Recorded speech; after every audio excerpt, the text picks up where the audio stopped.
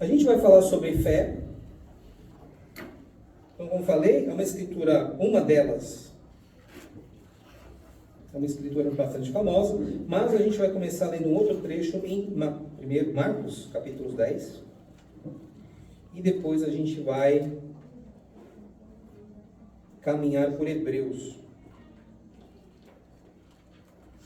Marcos, capítulo 10.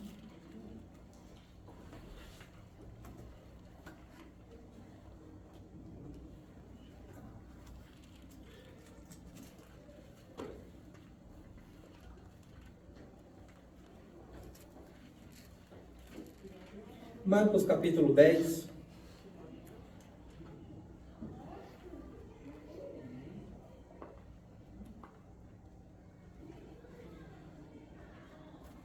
Um pouco antes, não, a gente vai ler a partir do versículo 28, mas o contexto aqui é uma daquelas famosas escrituras sobre o jovem rico, que achou que era bom o suficiente. Ele só quis uma palavra de aprovação de Jesus, e o que Jesus falou foi basicamente um desafio tão grande que o rapaz simplesmente deu as costas para Jesus e foi embora. Porque Jesus falou: bom, já que você é tão bom assim, né, já que você quer ser perfeito diante de Deus, tá bom, então dá embora tudo que você tem e me segue. E jamais ele faria isso, porque ele amava o que ele tinha. E aí Jesus falou algumas coisas e todo mundo, quando ouviu Jesus falar esse tipo de coisa, apavorou e falou: peraí, mas como assim? Como assim? É tão difícil assim entrar nesse reino? E aí Pedro, versículo 28, então Pedro começou a dizer: nós deixamos tudo para seguir-te. E aqui dá para ver um certo desespero nele, porque ele falou: Jesus, o senhor está falando aí que Deus espera tudo, que a gente tem que estar disposto a entregar tudo. Então Pedro falou: olha, mas a gente entregou tudo, tá? Espero que o senhor não venha falar que precisa de mais ainda. A gente já entregou muito, a gente deixou tudo para trás. Nossa profissão, nossa vida, família, foi ficando tudo para trás. E a gente anda junto com o Senhor todo dia. Espero que esteja bom, né? Versículo 29. Respondeu Jesus: digo-lhes a verdade, ninguém que tenha deixado casa, irmãos, irmãs, mãe, pai, filhos ou campos, por causa de mim e do Evangelho, deixará de receber 100 vezes mais, já no tempo presente, casas, irmãos, irmãs, mães, filhos e campos, e com eles perseguição. E na era futura, a vida eterna. Contudo, muitos primeiros serão últimos, e os últimos serão primeiros. E a gente vê aqui uma lista, né? Então Jesus falou: olha, ninguém que deixou tais coisas. E a gente vê o quê? Casa, irmãos, irmãs, mãe, pai, filhos ou campos. Essa família fica 100 vezes maior do que a nossa família natural. Então nós ganhamos pais, ganhamos mães, amém, irmãos, filhos, porque a nossa família fica muito maior. Então essa foi uma promessa que Deus deixou para essa terra. Se você crer e você faz parte do reino de Deus, você ganha automaticamente 100 vezes mais família. Campos ou casas, sim, porque você vai ganhar as casas dessas pessoas que passam a ser as suas casas também. Não, você não vai ganhar a escritura de 100 casas que vão cair na sua conta, que vai, por um milagre, vai aparecer lá no cartório de registros que você agora é dono de 100 vezes mais casas do que você tem. E por mais que pareça estúpido eu falar isso, esse tipo de mentira está sendo vendida em igrejas. São ensinos satânicos, porque essa promessa não existe em lugar nenhum na Bíblia. Então esse é o nome que se dá, ensino satânico, que não tem nada de Deus no meio. Então se você ouve esse tipo de coisa, dá as costas e sai correndo, porque esse ensino é de Satanás, é ensino do inferno e não é de Deus. Tá? Para ficar bem claro. E a outra promessa que vem a seguir de Jesus é o quê? A vida eterna. E é sobre essa vida eterna que a gente vai falar hoje, porque E por isso que eu falei tão sério a respeito dessas promessas mundanas sobre coisas de lucro nessa terra. Primeiro porque aqui está claro que a promessa de Jesus foi: vocês vão receber algumas coisas, mas que tem a ver com a própria natureza do reino de Deus. Vocês fazem parte do reino de Deus, vocês entram numa família. A família de vocês se torna uma família espiritual e é muito maior. Então sim, vocês ganham isso aqui, nesse mundo, nessa vida. Só que tem um prêmio que você vai ganhar por isso, que é o quê? Perseguição. E essa perseguição vem de graça. E Jesus já foi o exemplo disso. Porque ele que veio só fazendo bem para todos, e falando sobre o reino de Deus, o que aconteceu com ele? Crucificado. E não era assim que as multidões estavam lá lamentando: oh, que dó de Jesus, por que foi acontecer uma coisa dessa? As multidões estavam gritando: crucifica mesmo, solta Barrabás, aquele sim vai ser divertido de ver solto por aí fazendo coisa errada. Esse Jesus aí, não, manda embora, crucifica, mata. E as pessoas zombavam de Jesus no caminho para a cruz e na frente da cruz. E o que aconteceu com ele foi só um exemplo do que aconteceria depois com os seguidores dele. Mas por quê? Por que existiria tanto ódio contra os cristãos? Por quê? É porque alguém que ouviu Jesus falar e acreditou nele, acreditava no quê? Este mundo, como ele está perdido. Esse mundo é horrível. Horrível. Então, quando a gente vai lá e faz a besteira como eu, de querer ouvir notícia ainda, vamos ver o que está acontecendo, e você ouve um monte de coisa ruim. Por quê? Porque é a natureza do ser humano. E esse é um tema de uma outra pregação em separado. Mas a gente tem, às vezes, a tendência de ter uma fé cega e falsa no ser humano. A gente acredita que, não, mas tem jeito sim de corrigir, dá para melhorar. E muito do que se faz hoje, né? Hoje não, por muito tempo já, com esse esforço político de leis, isso e daquilo, não, a gente pode melhorar o mundo. É possível melhorar uma coisinha aqui, uma coisinha ali. É possível, por algum tempo, evitar a barbárie completa. Por isso que a gente tem alguns tempos de relativa paz, mas de repente tem uma guerra que é banho de sangue. Aí quando as pessoas cansam daquilo, elas falam: não, chega, já deu, a gente já sofreu demais, e tentam viver em paz por alguns anos.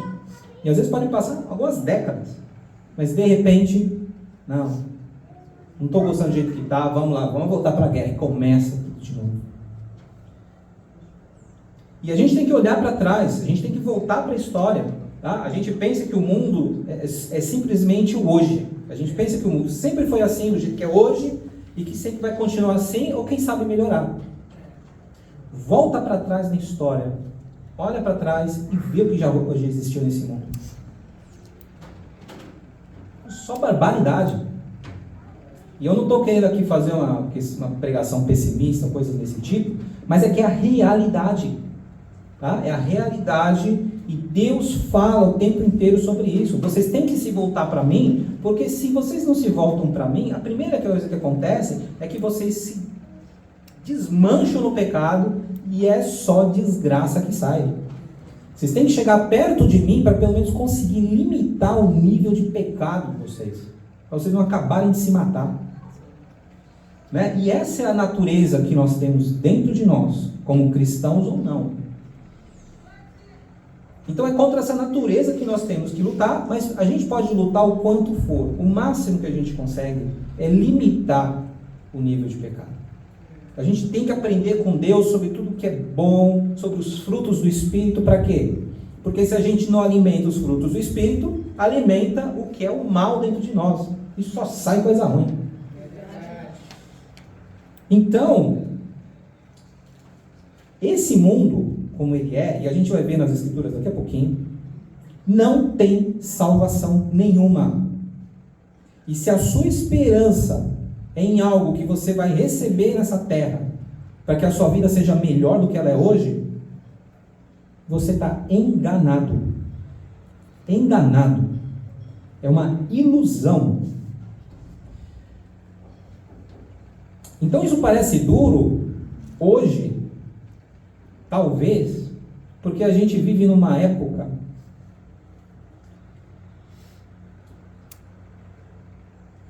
que talvez seja difícil enxergar isso, mas a gente vive num momento em que nós colhemos os frutos do trabalho de muitas e muitas pessoas. Nós fomos aprendendo com alguns erros, não com todos, mas com alguns a gente acabou aprendendo.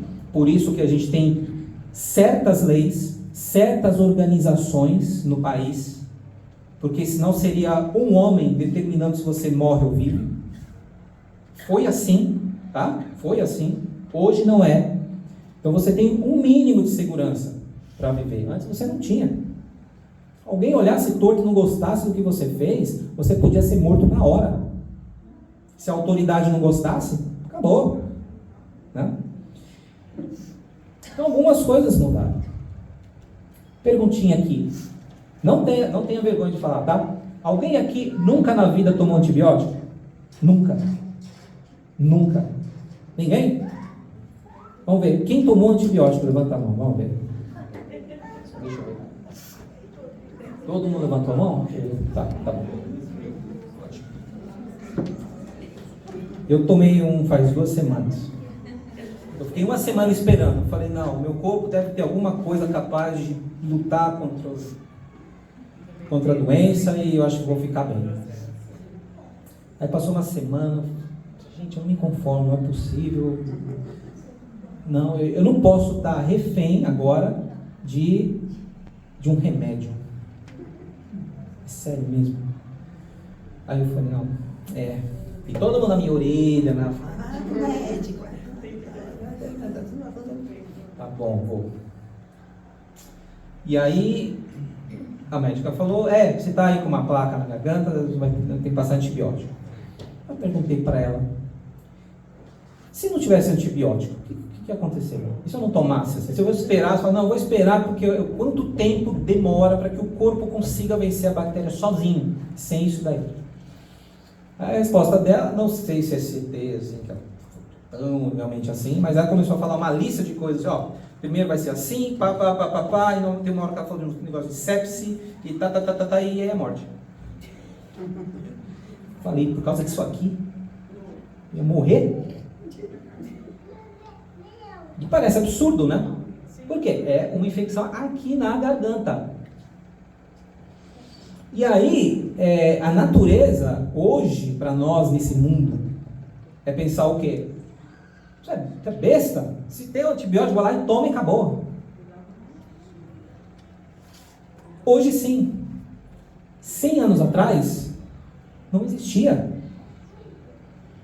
Teria morrido. Eu seria o último, que foi o último que pegou. Morria meu filho, talvez primeiro, a mulher depois, minha mãe talvez junto, e eu por último. Por causa de algo que foi inventado sem querer, que alguém descobriu, né? Então a gente devia colocar até uma placa do nosso amigo Alexander Fleming, lá da Escócia, colocar aqui, porque ele salvou minha vida. Se não fosse por ele ter feito uma besteira no laboratório dele, misturando um monte de potinho com vidro e mexendo com bolor e bactéria, e ele viu lá um negócio esquisito, mas o que aconteceu aqui com essas bactérias aqui, bagunçou tudo, e dali, desse monte de besteira, que ele estava lá perdendo o tempo dele fuçando, ele descobriu algo que hoje salva as nossas vidas. Provavelmente, tá? Uns 80% de nós aqui que foi tomar antibiótico estaria morto agora. Tá? Então, olha a que ponto chegou. E aí, se a gente vê lá em Apocalipse, eu vou ler rapidinho aqui, vocês não precisam ir lá. Apocalipse 3. E eu até fui conferir uma coisa que o Francisco falou, né, sobre a igreja de Laodiceia. Né, que lá fala assim: conheço as suas obras. Tá? É uma carta que foi enviada para uma das igrejas. Né? Conheço as suas obras, sei que você não é frio nem quente. Melhor seria que você fosse frio ou quente assim, porque você é morno, não é frio nem quente. Estou a ponto de vomitá-lo da minha boca. Você diz: estou rico, adquiri riquezas e não preciso de nada. Não reconhece, porém, que é miserável, digno de compaixão, pobre, cego, que está nu. Agora, por que é falado tudo isso, né? Algumas das coisas que vêm a seguir tem a ver com a história da própria cidade, que foi o que o Francisco falou, que a cidade era muito famosa por uma lã preta. E curiosamente a escritura fala: compre roupas brancas. Quer dizer, eles produziam lã preta. E aí a Bíblia fala: compre roupa branca, troca a cor. Vista-se para cobrir a sua vergonhosa nudez. Bem para uma cidade que produzia algo, roupas de valor. Né? E compre colírio para ungir os seus olhos e poder enxergar. Colírio é algo que eles vendiam naquela cidade. Produziam lá. E além disso, a cidade era rica. E o que isso significa? Que hoje, por mais que a gente viva, talvez, a região onde eu moro ali não é boa, nossa, tenho vontade de morar num lugar melhor, e não gosto, e tem que sofrer, tem que ir para trabalhar, não sei o quê. Você ainda está vivo porque você teve acesso a antibiótico, que funciona, inclusive. E essas pessoas aqui em Laodiceia, como que elas viviam? Elas viviam em uma cidade rica. Então elas achavam que elas estavam bem. Não, olha o resto do Império Romano lá, olha esse monte de escravo que tem aí, e aquela região é pobre, olha que horrível aquele lugar. A gente está bem. A gente vive numa cidade primeiro mundo, rica, a gente vende colírio, a gente vende roupa de primeira, é a nossa marca aqui. Estamos muito bem em comparação com o restante da humanidade. E aí a gente vê que o que aconteceu, o resultado disso no coração das pessoas a gente está muito bem. Então não dá para entender essa coisa de ter que ficar se esforçando por causa de uma fé aí, uma coisa assim. Então é uma coisa que anda junto. Conforme a gente vai se acostumando com as coisas boas desse mundo, a gente começa aos pouquinhos a se desviar para isso. E a gente começa a esquecer que esse mundo é perdido e que a promessa de Jesus é para quê? É para um outro mundo. É uma outra vida. É um outro lugar. E Jesus fala: vale a pena você abandonar tudo que você tem, tudo, em nome desse lugar que é o céu. Tudo. Então, para alguém que é rico, e a gente viu aqui a história do jovem rico, que é um pouco depois, em Marcos 10, ele falou: não, eu abandonar minhas riquezas desse mundo? Não, jamais, não vou abandonar. Deu as costas para Jesus. Olha isso. Porque ele achava que, não, tá bom a vida aqui. Eu sou rico, eu vou poder curtir essa riqueza. Então, enquanto eu puder curtir, eu quero curtir esse mundo. Eu não troco por nada. Ainda mais com uma promessa aí que eu sei lá de que mundo que é esse que vai vir depois. Vai saber se vai ter mesmo. Né? E a gente tem que lembrar, inclusive, que acho que eu devo ter falado sobre isso em algum momento nas últimas... Talvez na última pregação. Existia uma divisão naquele tempo, no tempo de Jesus, entre saduceus e fariseus. Então existia um grupo de religiosos que não acreditava que ia ter vida depois da morte.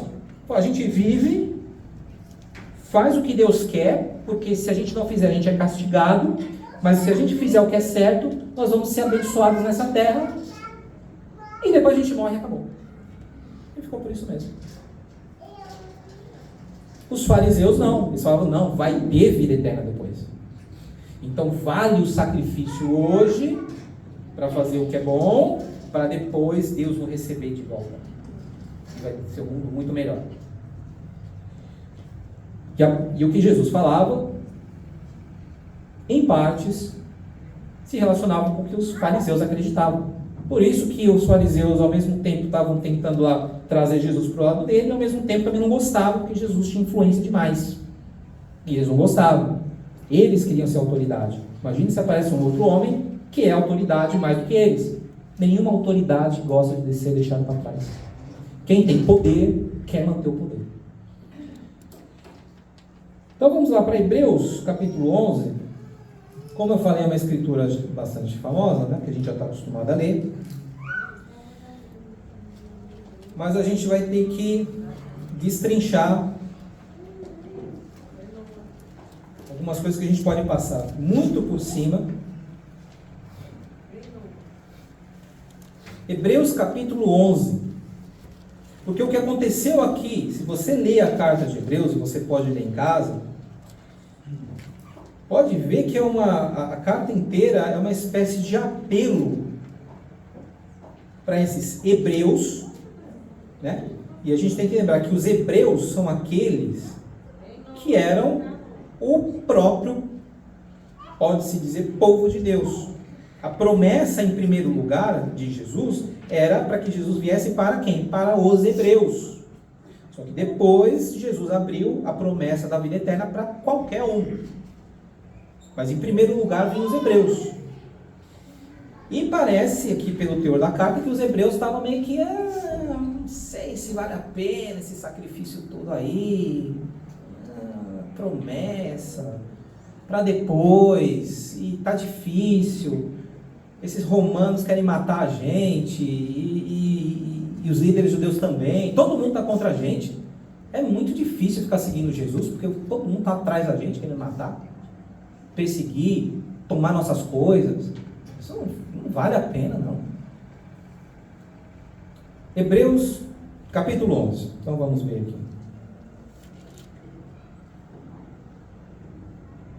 Fé. Ora, a fé é a certeza daquilo que esperamos e a prova das coisas que não vemos. Vamos ver se a gente consegue passar daqui hoje. Vamos lá. Talvez não. Ora, a fé. Então, a fé. Todo mundo tem uma noção do que é fé. Né? Ótimo. Fé. A fé já tem na sua mente alguma coisa. Tá. O que ela é? É a certeza. Certeza absoluta. Ou seja, você colocou na sua cabeça que é. Então é. E se é, não tem nem a dúvida. E não tem opção também. É aquilo e acabou. Se você tem certeza que amanhã vai ter um incêndio aqui, tem certeza absoluta, vai ter um incêndio, se eu estiver aqui eu vou morrer nesse incêndio, você vem? Não, você vai pegar um trem e você vai outro lado da cidade de São Paulo, bem longe. Olha, vai que o negócio espalha, eu vou para bem longe, porque você tem certeza. Se você tem certeza, você toma uma atitude, você vai para um lado, você vai fazer alguma coisa, porque você tem certeza daquilo. Ótimo. Então você não tem dúvida nenhuma. E quando você não tem dúvida, significa que você vai agir na sua vida de acordo com essa certeza que você tem. Você não vai fazer uma coisa se você tem certeza que vai dar errado. Não faz. Se você tem certeza que vai dar certo, você faz. Se tem certeza que está errado, você foge, faz o contrário. Porque é óbvio. Certeza. Só que então a fé é uma certeza absoluta do quê? Daquilo que esperamos. E aí a gente tem que voltar um pouquinho para trás, pensar. O que nós esperamos? Aí você pode pensar. Bom, o que estou esperando na minha vida? Bom, eu estou esperando chegar a hora de aposentar. Eu estou esperando arranjar um outro emprego melhor. eu espero dar um jeito de conseguir me livrar das minhas dívidas. Eu espero me livrar de uma doença, achar um bom médico para ficar curado. Eu estou esperando a semana que vem, que vai ter aquele jogo decisivo do campeonato. Né? Os jovens estão aqui, né? Eu estou esperando chegar a hora do Enem. Estou esperando arranjar um emprego para poder sair de casa e ficar mais com os meus pais me preocupando. Você pode esperar um monte de coisa. Esperando esse cara parar de falar para eu poder ir embora, almoçar. Você vai colocar, tem um monte de esperança. Eu espero isso, espero aquilo. E você tem, faz parte do ser humano desejar algo melhor. E eu não sei se eu tive. Eu não lembro se eu estava falando sobre isso com o Vitor, mas teve uma coisa. Não, estava falando com alguém, não lembro quem era. Se você tira todos os sonhos de uma pessoa, a pessoa morre. Morre. Fala, peraí, eu estou vivendo para quê? Para passar um dia depois do outro, assim, e nunca vai para frente, não melhora, e não tem nada de legal, assim, que vale a pena para frente. Vida horrível, né? Mas já pensei em alguém com depressão. Então, Deus sabe disso, né? Mas nós somos tão limitados como seres humanos que não dá para viver sem sonho. Você quer ter um sonho de alguma coisa. Só que o que Jesus trouxe é: sonhe com uma vida perfeita e maravilhosa depois dessa vida. Amém.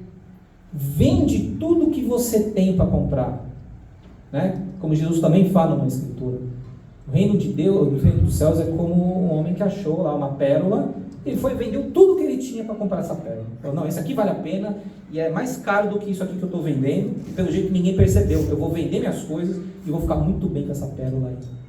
Ou um campo. Nossa, esse campo aqui, ó, vou comprar isso aqui, tá na promoção, acho que ninguém se tocou que tá muito barato. Eu estou sabendo que vai ter um negócio aqui que vai valorizar esse terreno, eu vou vender tudo que eu tenho e vou vir aqui e vou comprar. Então essa é a comparação que Jesus faz. E o que nós temos ouvido por aí é muita promessa de coisa para essa vida. E quando eu falo isso, não parece, né? Qualquer que chegou aqui, estão me falando no microfone, falando assim, mas essa mensagem ela é escandalosa. Muita gente, se você falar isso, olha, eu estou te falando sobre o quê? Eu estou falando sobre um Deus que te deu uma promessa, ó, ele vai te perdoar os seus pecados, tá bom? Ah, tá aí? É isso. Hã? Só isso. Se você ganhar qualquer coisa a mais na sua vida, qualquer uma que seja, sabe o que você tem que fazer? Você tem que ajoelhar e agradecer a Deus. Qualquer coisa que você tiver. Você recebeu o alimento, o que você faz? Você agradece pelo alimento. Porque ele é essencial para você poder manter sua vida. E aí você não tem. Aconteceu alguma coisa boa, agradeça a Deus. Aí você começa a pensar algumas escrituras falando tudo que vocês fizerem, façam para Deus e agradeçam a Deus pelas coisas o tempo inteiro. Por quê? Porque se aconteceu alguma coisa ruim na sua vida, não é para você pensar que Deus te abandonou, que Deus não quer nem saber de você. Não, é porque essa vida é assim. Ela tem sofrimentos. Nós vamos ter que passar pela morte, a menos que Jesus volte antes.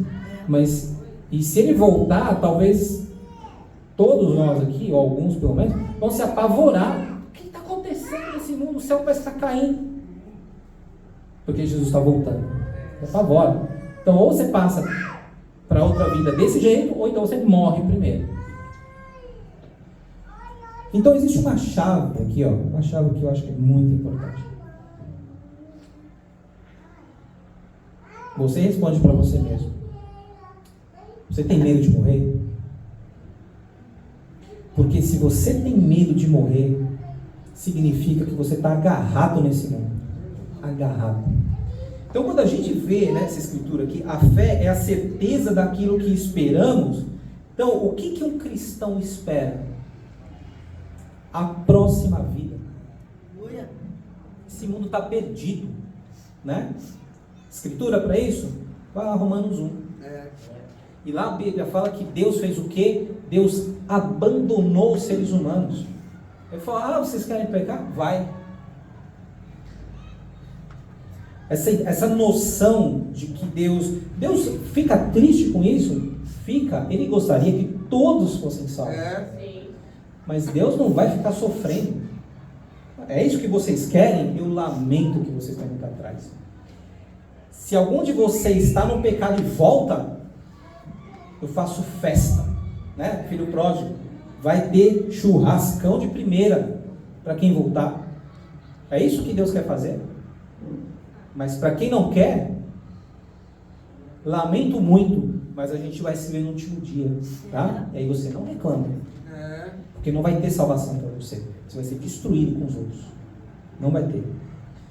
Então essa esperança que nós temos é o quê? Uma nova vida. Largamos tudo para lá. O mundo está perdido. Então, como eu falei, não espere nada desse mundo.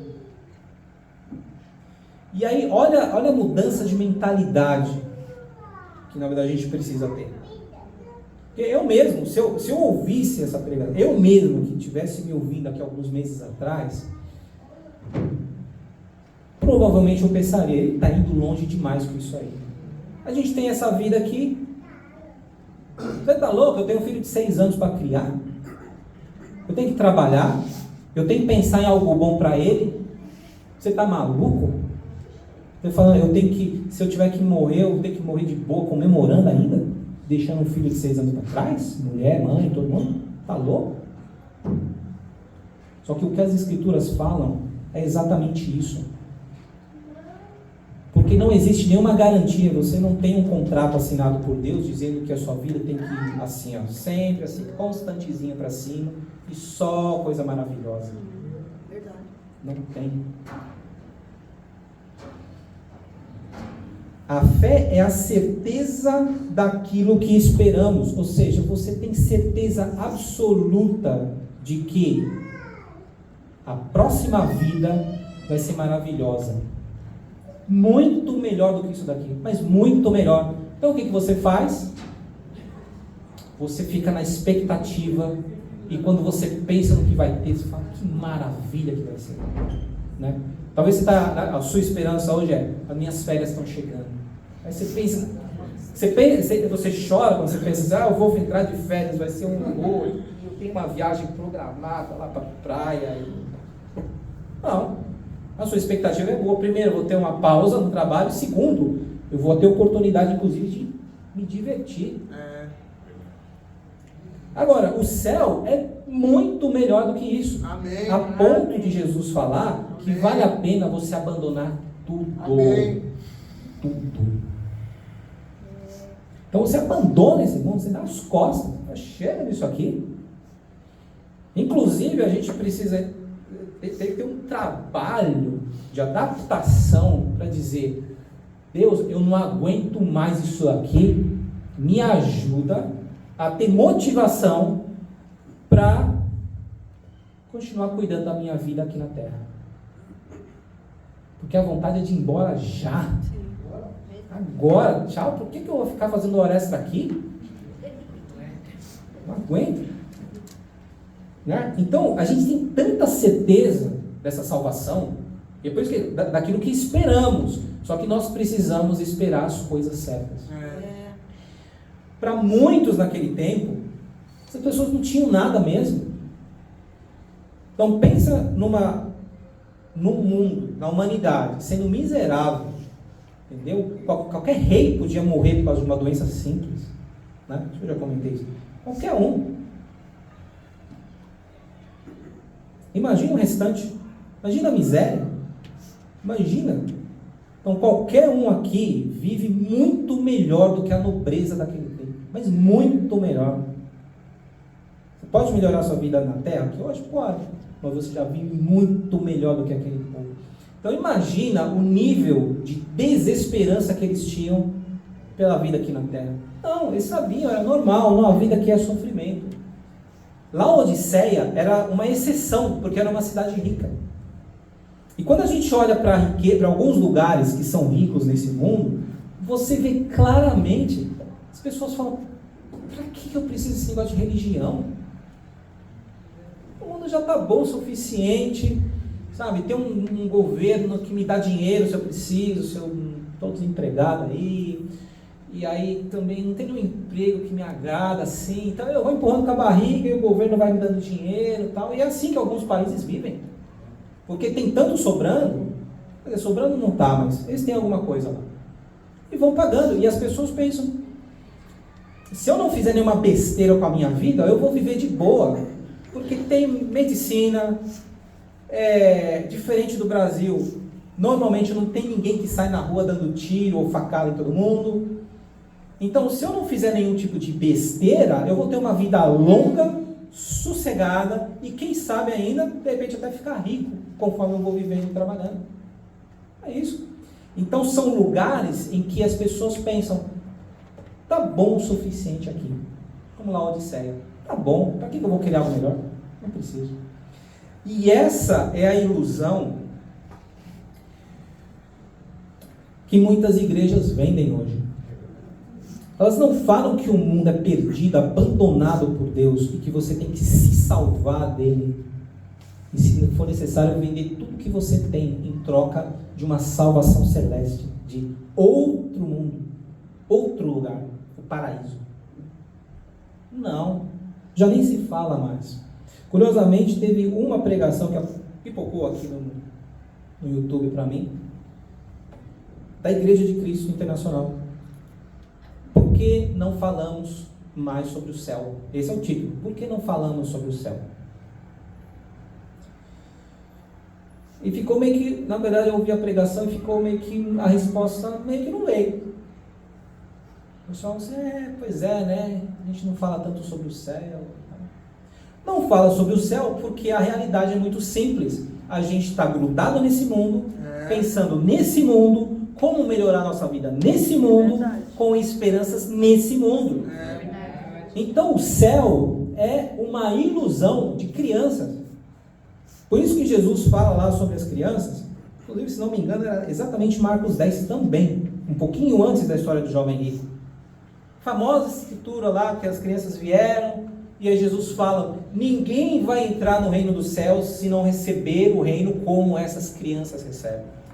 E o que Jesus quer dizer com isso? Criança acredita em qualquer baboseira que você falar e principalmente prometer para ela. Verdade. Um estranho é capaz de levar uma criança embora. Verdade. Se falar direitinho, falar exatamente aquilo que ela quer, leva a criança embora e tchau. Qualquer coisa. Então a criança, se você fala sobre um lugar maravilhoso e lindo, elas vão ficar sonhando com aquele lugar maravilhoso e lindo. Então nós, e esse é o desafio como adulto, né? A gente tem que viver nesse mundo. A gente gostaria de ter uma vida um pouquinho melhor. Mas pensar, não, mas tem uma coisa incrível e maravilhosa, que é um parque de diversões eterno, que a gente vai ficar lá com Deus e acabou a perseguição e acabou o sofrimento. Você fala, isso é coisa de criança, você está fantasiando. Vai com calma, resolve tua vida aí, ó, tá cheio de problema na sua vida. E além dos problemas na sua vida, você tem que sonhar também que sua vida pode ser um pouquinho melhor. E se tem uma coisa que, bom, obviamente, eu estou lendo essas coisas não para falar assim, olha, desanime da sua vida e se conforma que você vai só pro buraco daqui para frente. Não. Se for possível, faça a sua parte, porque a única coisa que você pode fazer, faça a sua parte. Só que muito do que vai acontecer com a sua vida depende do que Deus vai permitir que aconteça na sua vida. Você faz o melhor que você pode. O mundo está perdido, está indo para a destruição? Tá. Mas cuida dele. Isso é inteligência. Você não vai sair matando todo mundo porque está todo mundo perdido mesmo, vou sair matando. Não. Você vai lá e faz o bem para elas. Amém. No que depende de você, faça o que é bom. Porque é isso que Jesus fala. Faça o que é bom, mas não esperando uma colheita para essa vida. Pode ser que você colha. Agora, o Cícero mesmo pregou na semana passada, se não me engano, né? Lá em Tiago, vocês pedem, mas vocês pedem errado. Pedem só para vocês mesmos, para os seus prazeres. Aí quando vocês não recebem, fica tudo revoltado. Está escrito lá, Tiago, tá? Está na Bíblia, Tiago. Porque essa é a nossa natureza. De tanto que a gente quer algumas coisas, a gente está disposto a abandonar a própria fé, a fazer coisas erradas, porque a gente quer muito ganhar alguma coisa nesse mundo. Então a gente precisa purificar a nossa mente, o nosso coração e pensar, a minha fé, essa fé da Bíblia que a gente recebeu aqui, é para quê? É para a salvação das nossas almas e para uma outra vida que vem depois dessa. Não é para promessas de um paraíso aqui, porque esse paraíso não existe. E muitos se perdem por aí, inclusive isso é o que mais... Bom, se me incomoda ou não me interessa, tá? Mas é um fato. Pessoas que estão presas nesse mundo, elas ficam se condoendo pelo que acontece nesse mundo e querem fazer algo para mudar esse mundo. E convenhamos, algumas dessas coisas que as pessoas fazem para melhorar o mundo, algumas delas realmente melhoram a nossa situação. Então, seria um absurdo eu chegar aqui hoje e falar, esses caras que ficam aí nesses laboratórios tentando resolver, salvar a vida de todo mundo. Como eu falei, nós podemos estar mortos hoje, se um homem, por engano, não estivesse lá trabalhando para tentar descobrir alguma coisa e de repente descobriu um medicamento que hoje salva milhões de vidas. Não seria ridículo eu falar que, não, isso aí não vale a pena não, esse pessoal está tudo perdido, vai tudo para o inferno. Não, essas pessoas estão fazendo algo que, na verdade, é bom para todos. Elas estão trabalhando pelo bem umas das outras, e nós temos que ser gratos por elas. Tá? Agora,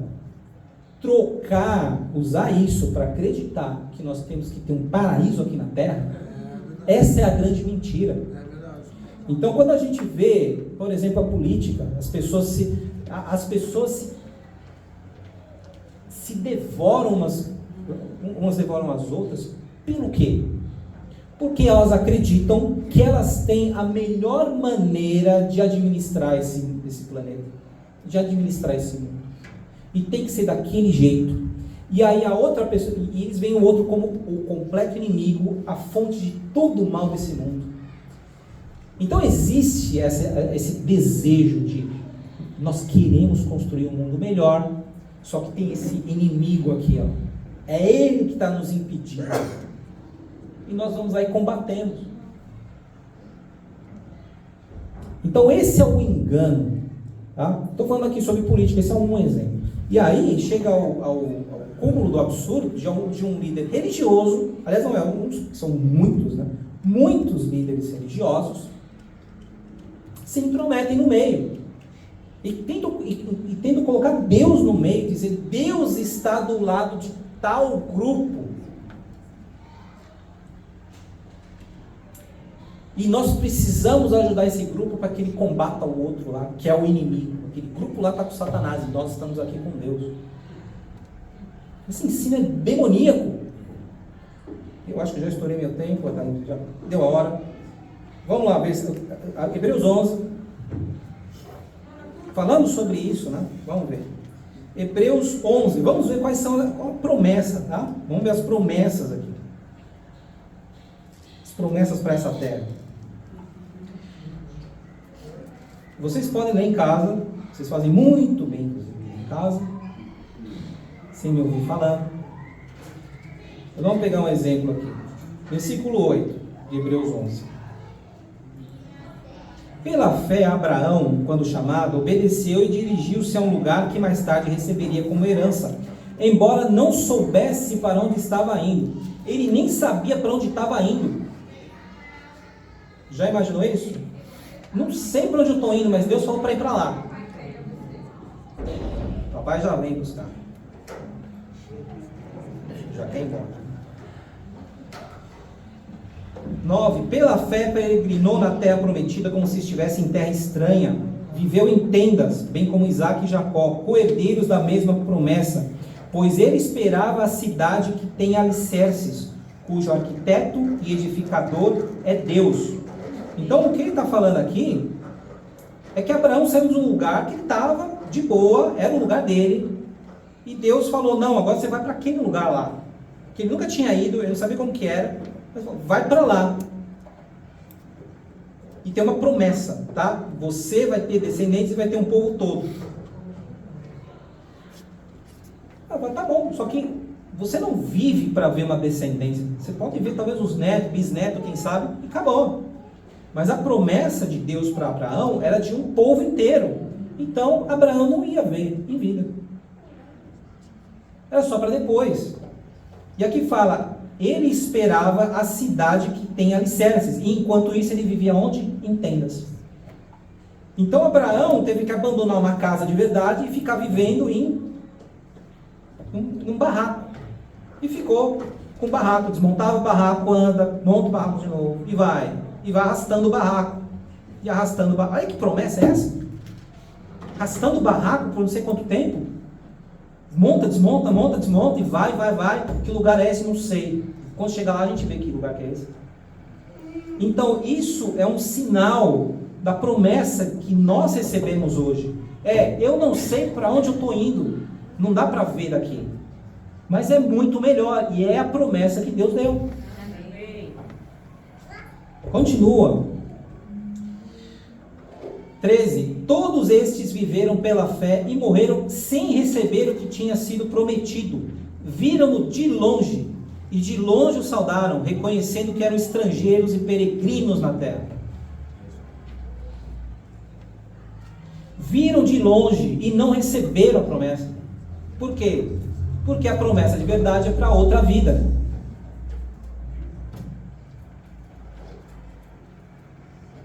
Para terminar, né? Já estou. Então tem um monte de exemplos de pessoas aqui que foram exemplos de fé.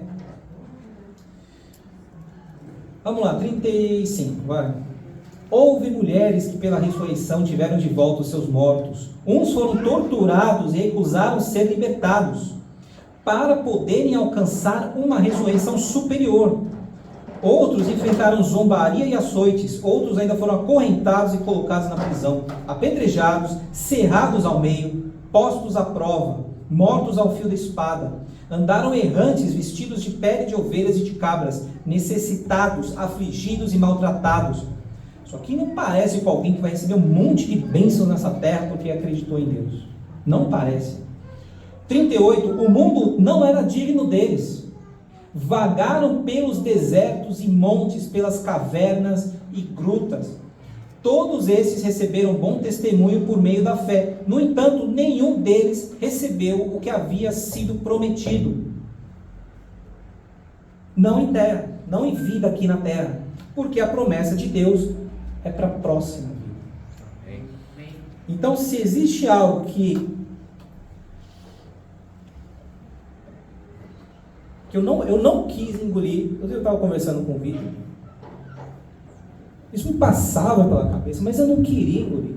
Não, isso é radical demais. Me desapegar completamente dessa vida e pensar na morte como uma passagem para uma coisa muito melhor e que isso vale a pena tanto, que a gente volta lá em Hebreus 11, versículo 1, certeza daquilo que esperamos, ou seja, você tem certeza de que o céu está te esperando, e se você está tão certo disso, você vai estar disposto a abandonar qualquer coisa, você abandona qualquer sonho para essa vida aqui, você larga tudo para lá, isso aqui não vale a pena coisa nenhuma. Para que eu vou ficar me esforçando? Isso aqui pode ser a minha sentença de morte, porque eu vou começar a amar esse mundo. Se eu começar a ganhar demais aqui, se a minha vida vai ficando boa demais, eu vou adorar ficar aqui. E vai chegar um ponto em que eu vou ser capaz de abandonar a fé para poder manter aquilo que eu quero ter. Porque às vezes Deus coloca a prova. Você quer tanto isso daqui mesmo?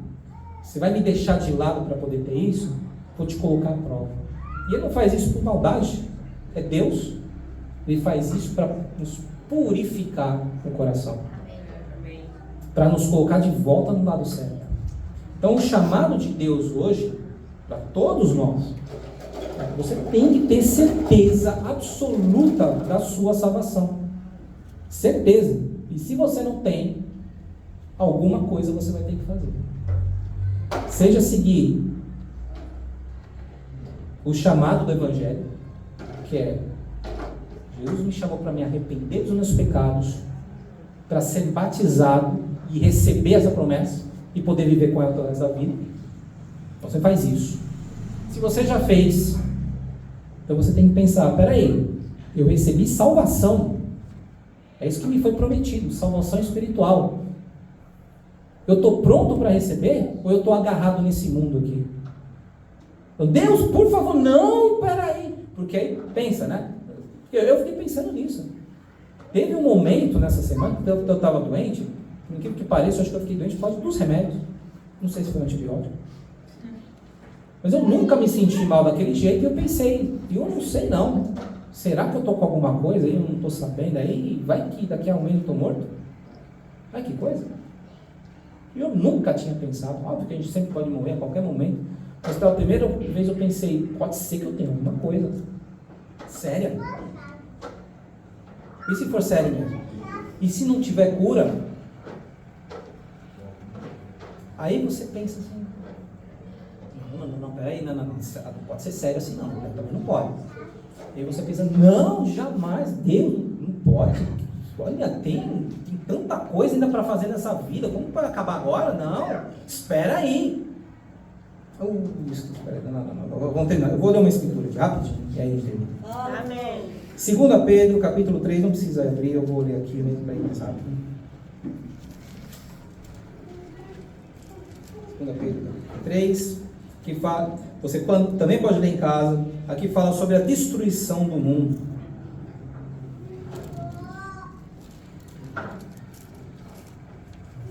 No versículo 10 fala sobre o dia do Senhor, porém virá como ladrão, os céus desaparecerão com um grande estrondo, e assim por diante.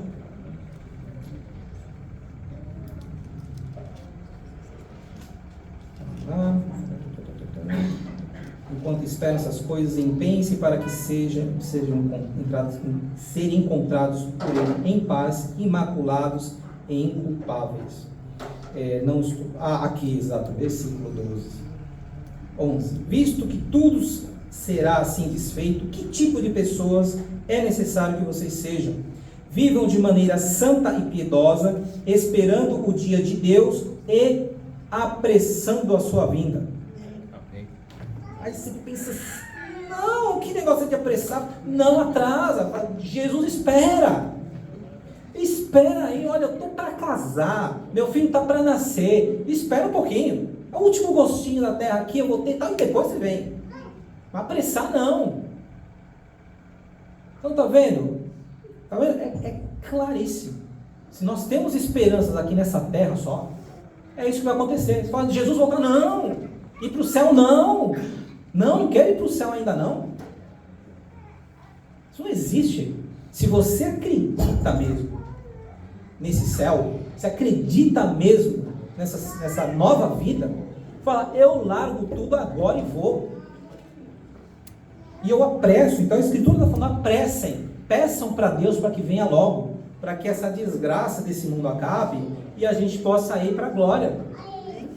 Então aí a gente vê se nós realmente temos certeza desse evangelho que nós acreditamos, ou se é só uma fantasiazinha assim, que é gostoso ficar ouvindo essas historinhas da Bíblia. Agora a gente tem que ver se vale para valer, se é sério mesmo, se nós temos essa certeza absoluta. Porque se nós temos, é assim que a gente vai ver a vida eterna. É assim que a gente vai ver essa vida aqui. E como eu falei, se eu ouvisse isso uns meses atrás, eu falava, você está exagerando, você está falando coisa, não é bem assim não, calma aí, vai com calma, é radical demais. Mas é o que as Escrituras dizem. Então, que o nosso coração seja preparado, e se não está, se prepare. E tenha certeza daquilo que você espera. Mas espere a coisa certa. Espere exatamente aquilo que Deus quer te dar. Não espere outras coisas que alguém te prometeu em nome de Deus e que é falso. Não espere. Espere aquilo que é perfeito. Amém. Vamos terminar com a oração.